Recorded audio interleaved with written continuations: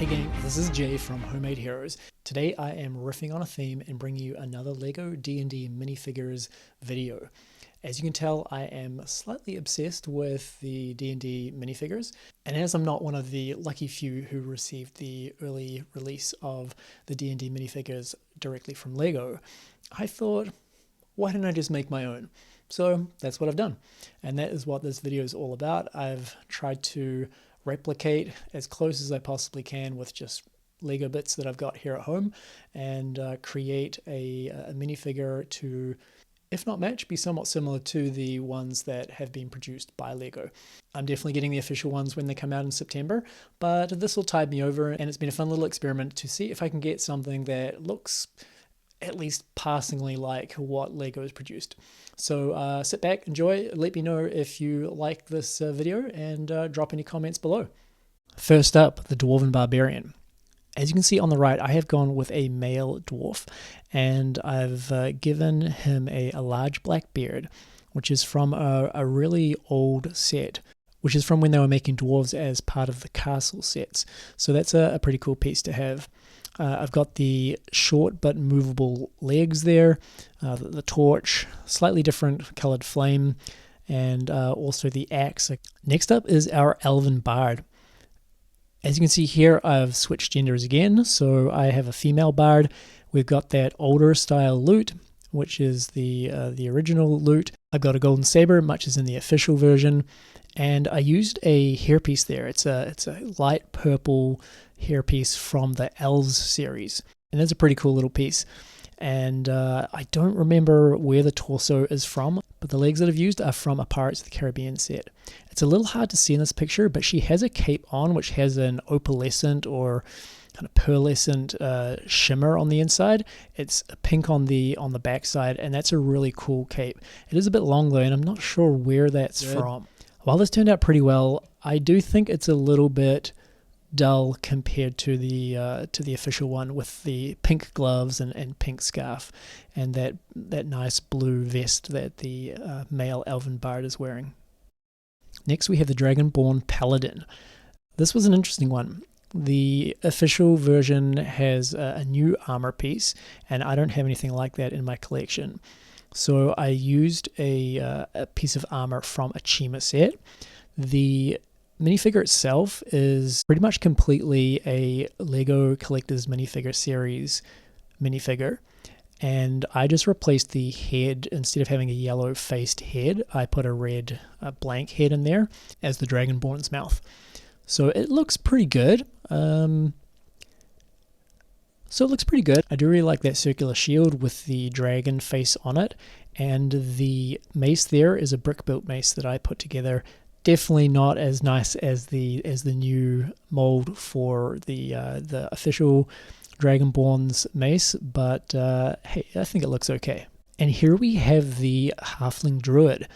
As you can see on the left, the official one has those stag antlers or something like that are coming out of the hood.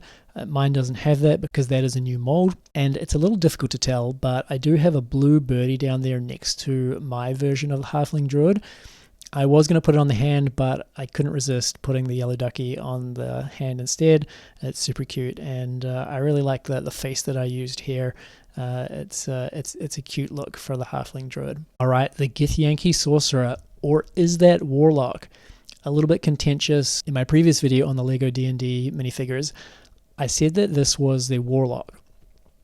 Now, I definitely had some comments about whether it was the warlock or the sorcerer, and I think I have settled on it being the sorcerer as the other minifigure that is a spellcaster. It seems more like a warlock. But anyway, the staff, I got a pretty good impression of the staff here. However, obviously the official one has the purple iris. The dagger is a little bit different, of course, because I believe that's a new piece. And here I have used a body piece, both the torso and the legs, from Pirates of the Caribbean set. The head is an orc head from Lord of the Rings, as is the hairpiece and the large ears that you can see there. I think this one worked out pretty well. It's a little bit more barbaric looking than the official Githyanki sorcerer due to that, that fairly gruesome face. But overall, I think it looks okay. Here we have the Tiefling warlock. And as I mentioned before, this was slightly contentious as I posited that this was in fact a sorcerer. But I think the evidence is pretty clear that this is a warlock. The little red dragon mold there is meant to be a pseudo-dragon. And a warlock gets a pseudo-dragon familiar when they take on the Pact of the Chain. So that tracks for this minifigure. The pink energy coming off their right hand is probably an elevated version of Eldritch Blast. As you can see with mine, tried to stick with that color combination as much as possible as far as the robe is concerned and the skin coloration. Some might recognize that head as being from an Ahsoka Tano minifigure. And the hairpiece and horns are from Guardians of the Galaxy. I used a little pink lightning bolt there as the energy weapon, and we've got a little, let's call it a pseudo-dragon, be kind, a little pseudo-dragon there that is quite cute and from an Elves set, I believe. Moving right along, one of my favorite of the minifigures. On the left, we have our purple-skinned Mind Flayer from the official set, and here I have a green-skinned Mind Flayer. The headpiece there is from a Lego collectible minifigures series, I'm not sure which.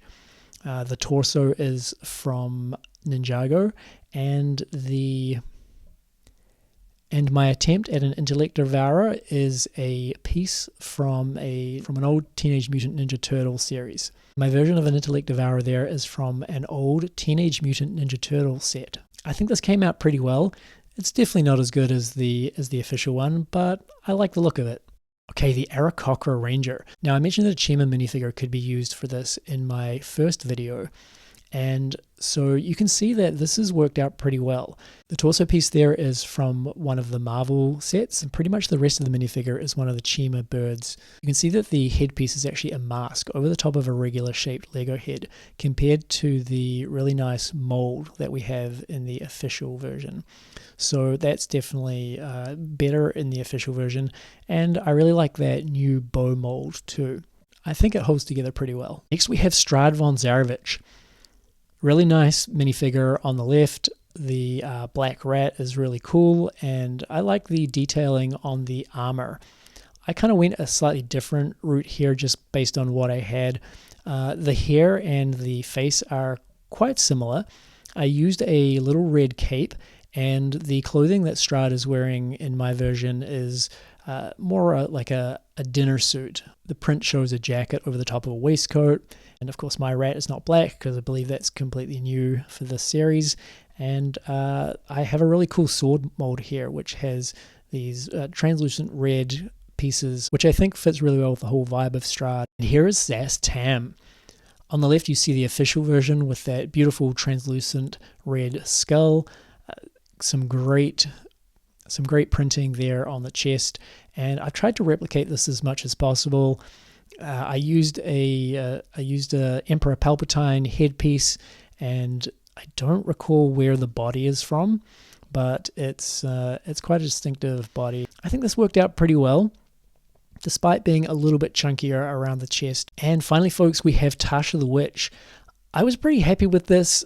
It's not perfect, we're missing the red hair, which, as I mentioned in my last video, was a little confusing to me because even though the red hair is shown on Tasha's Cauldron of Everything, because most of the time Tasha or Natasha or Zybilna, she has many aliases.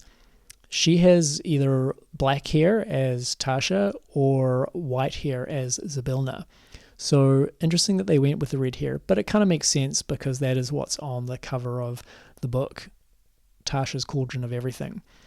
I really like the fact that I was able to get a cool little book in her hands. It's got a little skull face on the front of it, so I think that's really fitting.